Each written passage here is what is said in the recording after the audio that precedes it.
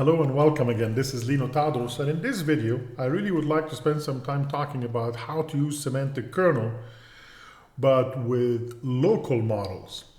And I'm going to have 3 videos on that. There are 3 different ways currently I can do this. I can use actually Azure AI Foundry Local, or I can use Olama, or I can actually use Docker Model Runner.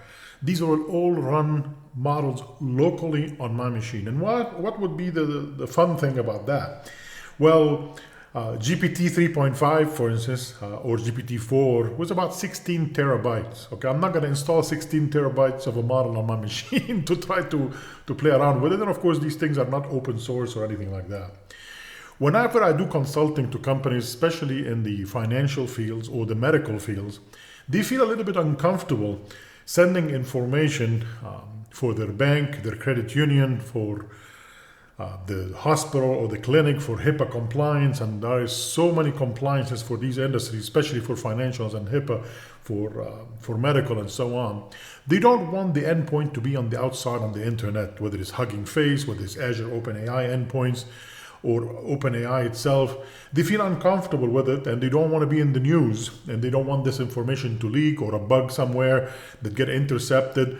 We tell them it's SSL and 128-bit encryption. They don't care. They just really are not comfortable with the fact that this is going on the outside. And for some things that they are trying to do, maybe they have specific amount of knowledge that they would like their own model to have access to. So they don't need a 16 terabytes model. They don't need to pay all these tokens. They want something that will be using maybe 500 or 600 documents as a RAG model. And they want to fine tune it to their specific needs as a credit union or a bank or a clinic or a hospital or something like that. And this is why having models running locally would be a significant feature actually for a lot of different companies. Security is a major issue, latency, no access to the internet, all of these things will be very, very important. So can Semantic Kernel work with models installed on your own machine? And the answer is absolutely. So let me go ahead and get started showing you first of all the Azure AI Foundry Local first. So I'm going to open up a command line. So just say CMD and run it from the command line. And in here, I've actually installed Foundry Local already on my machine. If you don't know where to get that, just go ahead and search the internet on it. You will end up with this page on learn.microsoft.com that talks about what Local Foundry is. And if you go down a little bit, we'll show you how to install it on Windows. Yes, just use winget install Microsoft.Foundry Local. If you're on Mac, you can use brew. You can use any of those. Just wait a few minutes and you will have Foundry Local installed on your machine with no problem. How do you know that it's working? Go actually to your command line and say the word Foundry. All right, we'll say go for it. And then Foundry will run. Of course, it needs some more command line arguments in here to work. But just by saying Foundry by itself, it will give you an examples of what the command should be. Right now, you can use model, cache, and service. You probably will not see agent. It will be coming in pretty soon. Right now, it's in a private preview at Microsoft. But that means I can actually say Foundry model and then something else after that for arguments, or cache or service. Model means I want to see maybe all the different models available inside of Foundry itself. And there are tons. There is maybe like 20 or 30 different models that you can download. When I say cache, if I say Foundry cache, that means I'm interested to find out what has already been downloaded on my machine, okay? Maybe I downloaded 3 or 4 of them. Each one might be between 3 to 12 gigabyte of the whole model, and that's totally acceptable on machines nowadays. If you say Foundry service, that means I want to find out from the ones that have been cached, that means are available on my hard drive, which ones are running, okay? So I can actually run 5.4 and 5.4 mini and Owen, for instance, all at the same time. I can do that if I want to. So these are the different commands that you can actually pass. So if I come in here and say Foundry and just say model, which is of course not enough, but at least it will tell me what other arguments I can pass. I can run a specific model. I can list all the models available. Get an info on a specific model, download it, load it, and unload it. So what if I say, for instance, Foundry model run and say 5.4 or 5.4 mini, and I don't have that model, it has not been downloaded. That means when I say Foundry model run and it's not there, the first thing it has to do is probably spend the next few minutes downloading the 4 or 5 or 6 gigabyte, and then it will run it. But if you already have it running, it will not need to do that. It will check with the cache if it's available, and if it is, it will run it as a service, and you got yourself a model chapped right away. So I want to find out, for instance, what models do I have on my machine that I've downloaded already. So I'm going to say Foundry, and we'll say model, and we'll say list. Show me all. Oh, okay, first of all, I don't want to see the ones on my machine. I just want them available, all of them available in the Foundry itself. So if I say, oh, sorry, Foundry model list. There you go. So this is everything, okay? Some of them will be CPU based, some will be GPU based, some will be NPU based. So notice there is 5.4, there is 5.3 mini 120K tokens. There is a GPU version and a CPU version. Of course, I have a GPU here on my NVIDIA card, but if you don't have a GPU, you can still use the CPU. It will be much slower, of course. It will take a long time to do much, but again, it's definitely preferred to have a GPU to make this happen.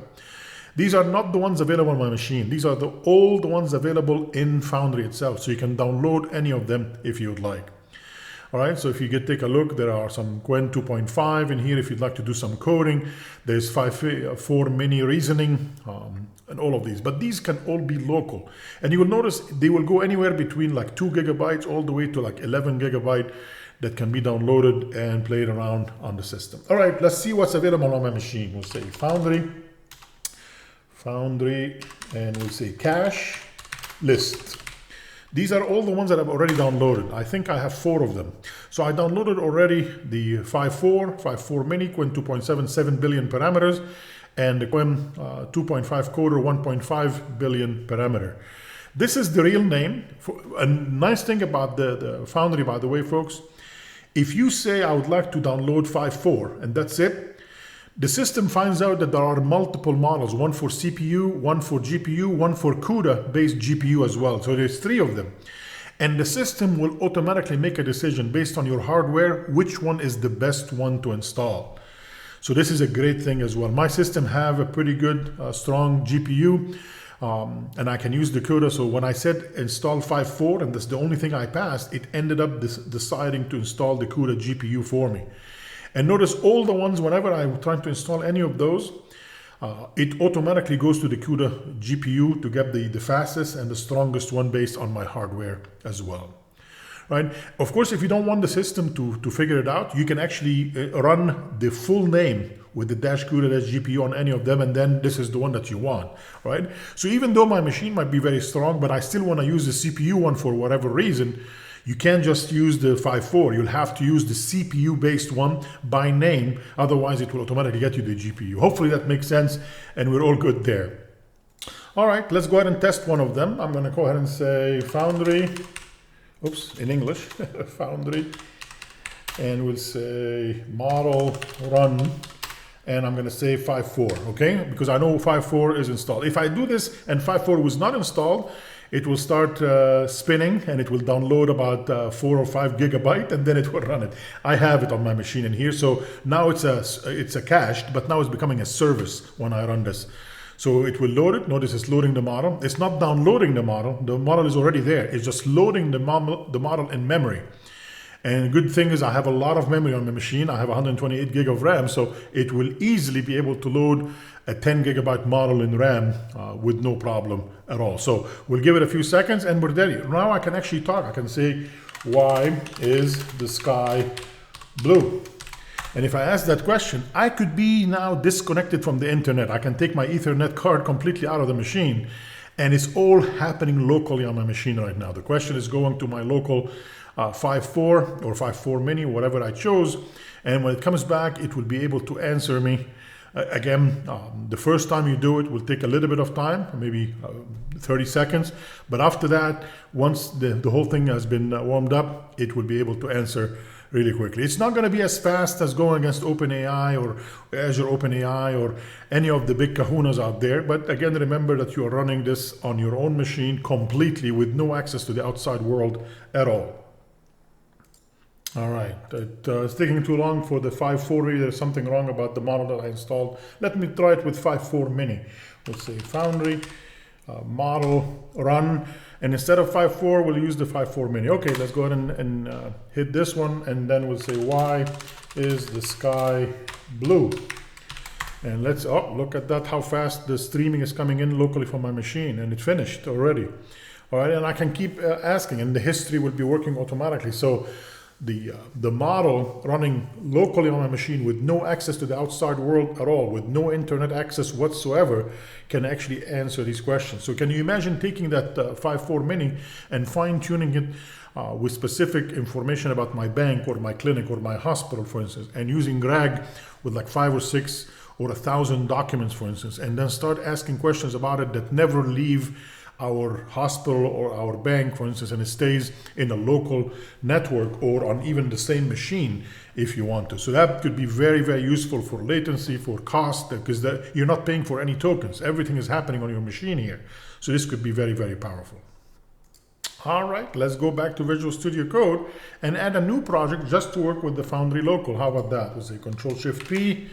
We'll say create me a new project, and we will do the same thing again for the console app. This one will be what number? 06, and this one will be Foundry Local.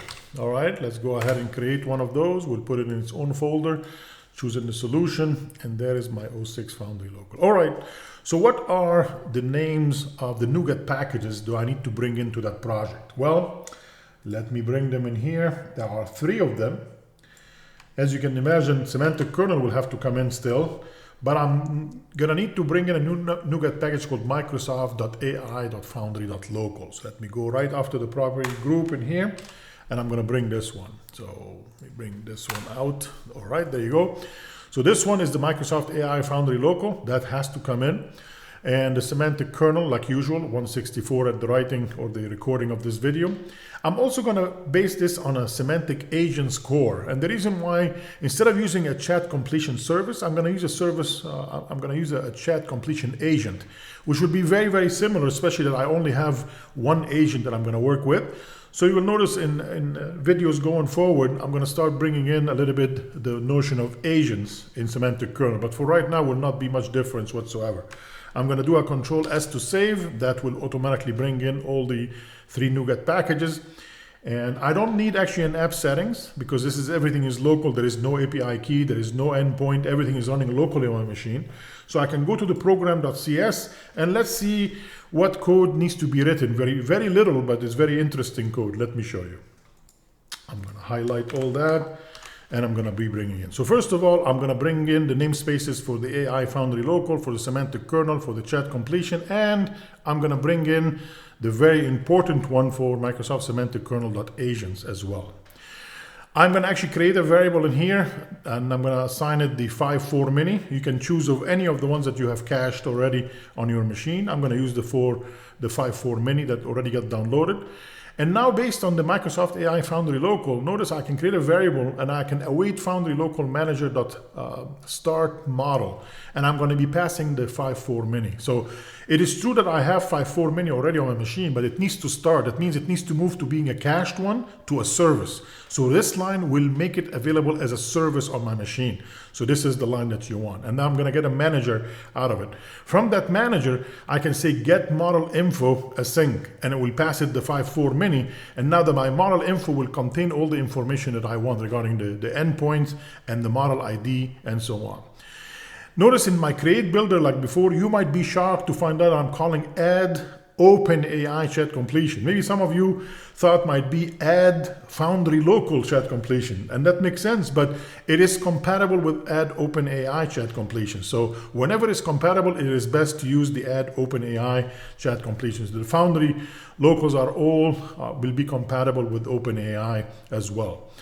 It takes 3 parameters. Now remember, OpenAI needs an API key, but I'm going to be passing here as an empty, or you can pass something called no API needed. That's my key. Alrighty.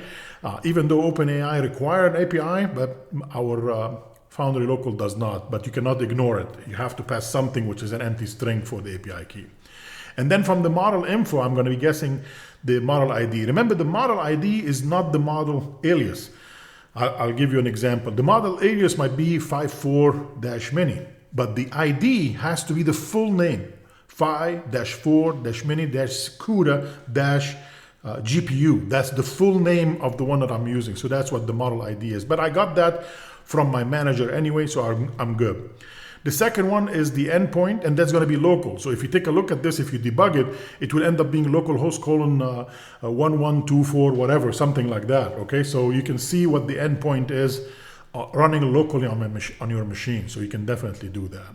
And then I'm going to be building it. Again, I'm going to, instead of doing the usual chat completion service that we've done before, I'm going to use a chat completion agent, and I'm going to start an instance of that chat completion agent, passing it the kernel that I've already built, and instructions. The instruction will be, you are a powerful and helpful local agent. This could be whatever you want. Think of this, of course, as your system message for that agent itself.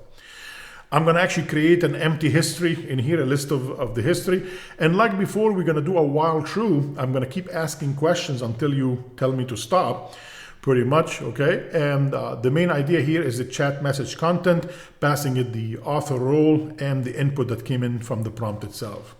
I'm going to use streaming. I'm not going to use it all in one block. I'm going to want to see it as soon as possible. So we're going to use the agent.invoke streaming async, passing it the history.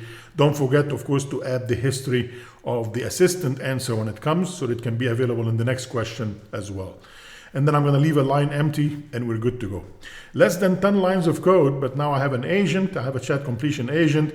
I'm working completely locally. I can disconnect from the internet completely, and this will still work as long as the 5.4 mini model has been installed on your machine and has been transitioned from cache to service, and it's running locally on my machine.